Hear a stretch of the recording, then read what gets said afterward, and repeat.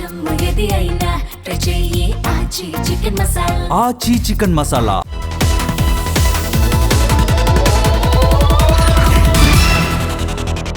Bharat Canada మధ్య కీలక ఒప్పందం కుదిరింది. దేశ రాజధాని ఢిల్లీలోని హైదరాబాద్ హౌస్లో భారత ప్రధాని నరేంద్ర మోదీ, కెనడా ప్రధాని మార్క్ కార్నీ సమావేశమయ్యారు. ఈ సందర్భంగా $2.6 బిలియన్ విలువైన యురేనియం సరఫరా ఒప్పందంపై రెండు దేశాలు సంతకాలు చేశాయి. కాంప్రహెన్సివ్ ఎకనామిక్ పార్ట్నర్షిప్ అగ్రిమెంట్పై చర్చలు జరిపేందుకు రెండు దేశాలు అంగీకరించాయి. దేశంలో పౌర అణు ఇంధన కార్యక్రమానికి నిరంతరాయ సరఫరాను నిర్ధారించడమే ఈ డీల్ ఉద్దేశమని, చిన్న మాడ్యులర్ రియాక్టర్లు, అధునాతన రియాక్టర్లపై కలిసి పనిచేయనున్నామని ప్రధాని మోదీ తెలిపారు. 2020 చివరి నాటికి సమగ్ర ఆర్థిక భాగస్వామ్య ఒప్పందంపై కొలిక్కి రావాలని రెండు దేశాలు నిర్ణయించుకున్నట్లు కార్నీ వెల్లడించారు. బాలికల క్షేమం కోసం కేంద్ర ప్రభుత్వం తీసుకొచ్చిన HPV వ్యాక్సిన్పై అనేక అనుమానాలు వ్యక్తం అవుతున్నాయి. ఈ వ్యాక్సిన్ క్షేమమా కాదా అని సోషల్ మీడియాలో పలు కథనాలు వెలువడటంతో బాలికలు ఈ వ్యాక్సిన్ను తీసుకునేందుకు వెనకాడుతున్నారు. దీంతో కేంద్రం క్లారిటీ ఇచ్చింది.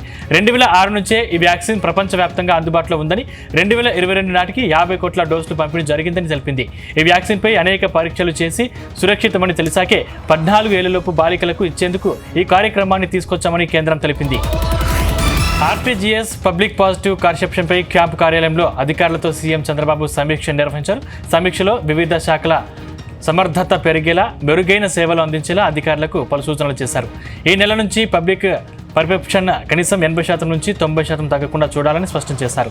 పెన్షన్ల పంపిణీలో లోటుపాట్లు తలెత్తుతున్న స్వర్ణ గ్రామాలు, స్వర్ణ వార్డులపై ప్రత్యేక దృష్టి పెట్టాలన్నారు.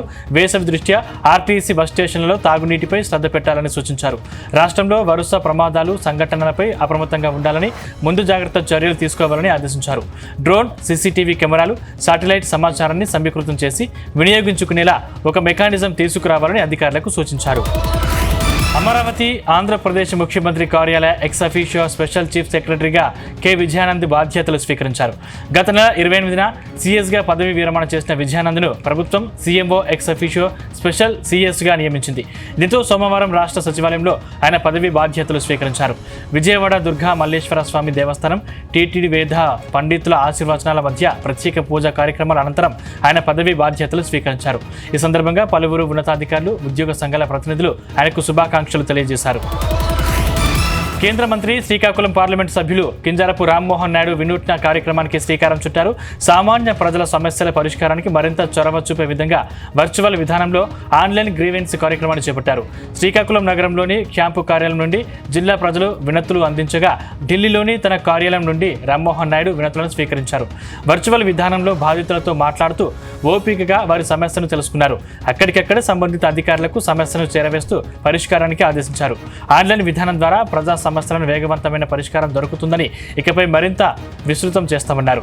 పార్లమెంటు నియోజకవర్గ కేంద్రంతో పాటు 7 నియోజకవర్గాల్లోని శాసనసభ నియోజకవర్గ కేంద్రాల్లో సైతం ఈ గ్రీవెన్స్ అందుకునే ఏర్పాటు చేస్తామన్నారు. Karimnagar corporation mayor, deputy mayor, town planning అధికారులతో కేంద్ర మంత్రి బండి సంజయ్ సమీక్ష నిర్వహించారు. కరీంనగర్లో ఇప్పటిదాకా ఒక లెక్క, ఇకపై మరో లెక్క అని వారితో అన్నారు. ప్రజలకు మెరుగైన సేవలు అందించాలని సూచించారు. ఇంటి నిర్మాణానికి ఈజీగా పర్మిషన్లు వస్తాయనే నమ్మకం ప్రజల్లో కలిగించాలన్నారు. బ్రోకర్లు, ఏజెన్సీల ద్వారా లంచాలు తీసుకుంటూ అక్రమ నిర్మాణాన్ని ప్రోత్సహించే వారిపై క్రిమినల్ చర్యలు తప్పవన్నారు. నిజాయితీగా ఉంటే కంటికి రెప్పలా కాపాడుకునే బాధ్యత తాను తీసుకుంటానని భరోసా ఇచ్చారు.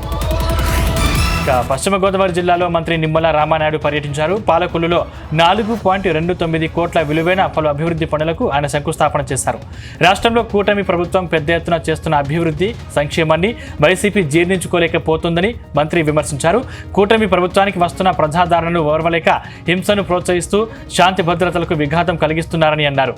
రాజధాని అమరావతి, పోలవరం ప్రాజెక్టు, పరిశ్రమల ఏర్పాటు, ఉపాధి అవకాశాలు కూటమి ప్రభుత్వంతోనే సాధ్యమన్నారు. కూటమి ప్రభుత్వానికి మరో 15 ఏళ్లు కాపాడుకోవాల్సిన బాధ్యత ప్రజలపై ఉందని స్పష్టం చేశారు. జనాభా దామాషా ప్రకారం ఎస్సీ రిజర్వేషన్లు పెంచాలని తెలంగాణ జాగృతి అధ్యక్షురాలు కల్వకుంట్ల కవిత డిమాండ్ చేశారు. అసెంబ్లీ బడ్జెట్ సమావేశాల్లోనే ఈ మేరకు తీర్మానం చేయాలన్నారు. తెలంగాణ జాగృతి కార్యాలయంలో ఎస్సీ ఉపకులాల నాయకులతో కవిత సమావేశమయ్యారు. ఎస్సీల జనాభా 15 నుంచి 18% పెరిగినట్లు ప్రభుత్వాలు నిర్వహించిన సర్వేల్లో స్పష్టమైందని, అందుకు అనుగుణంగా రిజర్వేషన్లు పెంచాలన్నారు. విద్య, ఉద్యోగాలనే కాకుండా ఉపకులాలకు రాజకీయాల్లో సైతం రిజర్వేషన్ దక్కాలన్నారు. ఈ అంశంలో దళిత సంఘాలతో కలిసి జాగృతి ఉద్యమిస్తుందని తెలిపారు. ఇక రాష్ట్రంలో ఫీజు రియంబర్స్మెంట్ పథకాన్ని ఎత్తివేసే కుట్ర జరుగుతుందని రాజ్యసభ సభ్యుడు ఆర్ కృష్ణయ్య ఆరోపించారు. ఎన్నో పోరాటాల ఫలితంగా సాధించుకున్న పథకాన్ని కాపాడుకుంటామని అన్నారు. బషీర్బాగ్ ప్రెస్ క్లబ్లో జరిగిన సమావేశంలో ఆర్ కృష్ణయ్య ఈ వ్యాఖ్యలు చేశారు. కాంగ్రెస్ ప్రభుత్వం అధికారంలోకి రాకముందు 6,000 కోట్ల బకాయిలు ఉన్నాయని, ఇప్పుడు అవి 8,000 కోట్లకు చేరాయన్నారు. కనీసం గత 2 ఏళ్లుగా ఉన్న బకాయిలైనా చెల్లించాలని డిమాండ్ చేశారు.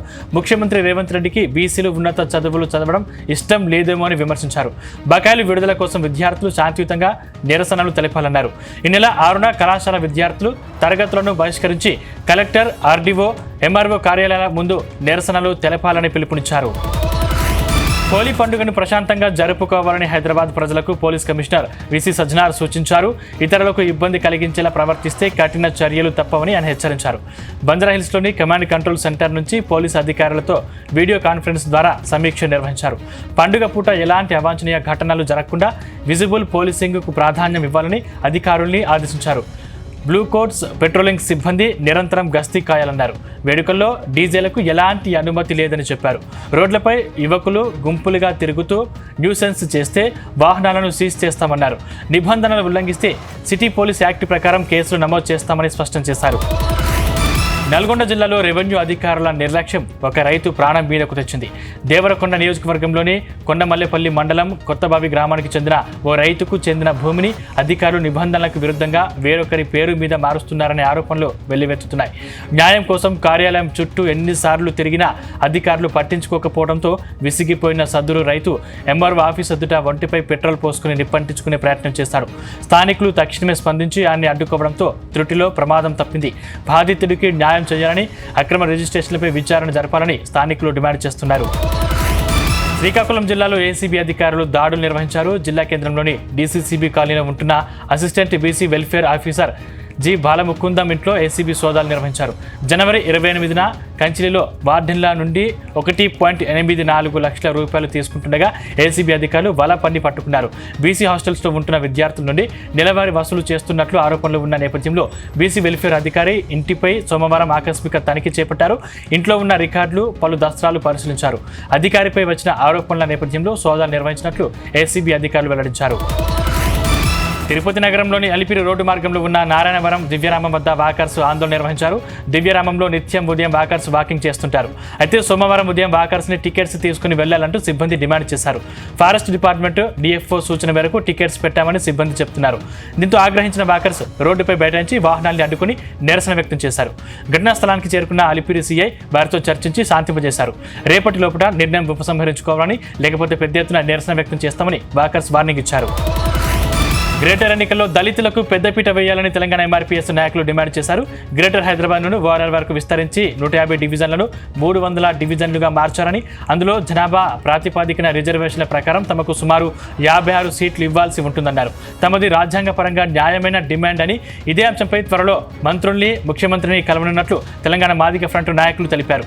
త్వరలోనే అన్ని సంఘాలను కలుపుకొని గ్రేటర్ హైదరాబాద్లో పాదయాత్రలు చేస్తామన్నారు. మాదిగ సామాజిక వర్గానికి రాజ్యసభ స్థానం కేటాయించాలని ఎంఆర్పీఎస్ నాయకులు డిమాండ్ చేస్తున్నారు. తెలంగాణ రాష్ట్రంలో అత్యధిక జనాభా కలిగిన మాదిగ సామాజిక వర్గానికి గత లోక్సభ ఎన్నికల్లో ఒక్క టికెట్ కూడా ఇవ్వకుండా అన్యాయం చేశారని ఆరోపించారు.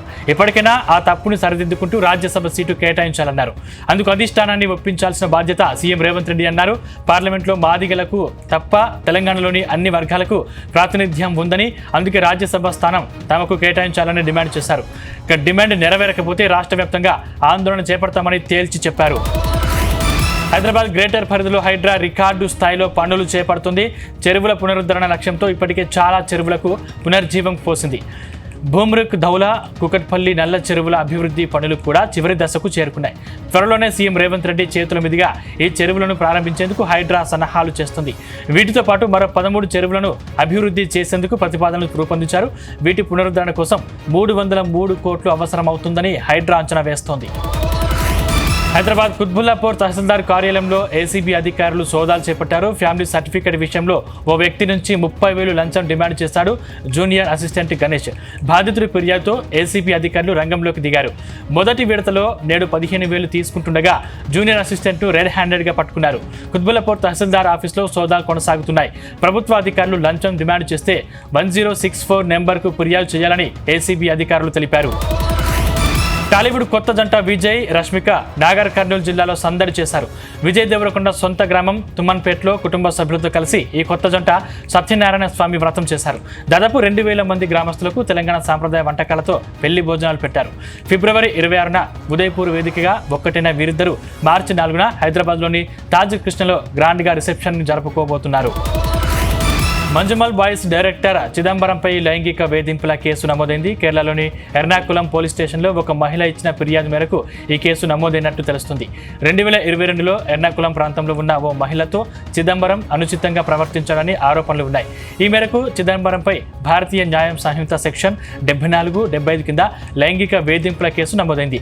పోలీసులు కేసు నమోదు చేసుకుని దర్యాప్తు చేస్తున్నారు. సెమీఫైనల్స్ ముందు వెస్టిండీస్తో జరిగిన కీలకమైన మ్యాచ్లో సంజు శాంసన్ బ్యాటింగ్పై పలు ప్రశంసలు వస్తున్నాయి. 50 బంతుల్లో 97 పరుగులు చేసి ఒంటి చేత్తో భారత్కు సంజు శాంసన్ విజయాన్ని అందించాడు. ఒకవైపు టాప్ ఆర్డర్లు వరుసగా వెనుదిరుగుతున్న సంజు మాత్రం క్రీజ్లో పాతుకుపోయి భారత్ని సెమీఫైనల్స్కు చేర్చారు. సంజు ఆట తీరుపై కెప్టెన్ సూర్యకుమార్ యాదవ్, కోచ్ గంభీర్ ప్రశంసలు కురిపించారు. వరల్డ్ కప్ టోర్నీకి ముందు సంజు ఆటపై చాలా విమర్శలు వచ్చాయని, తాను కూడా చాలా ప్రెషర్లో ఉన్నాడని, అలాంటి పరిస్థితుల్లో కూడా భారత టీంని ఒక్కడే గెలిపించడం మామూలు విషయం కాదని కెప్టెన్ సూర్యకుమార్ మెచ్చుకున్నారు.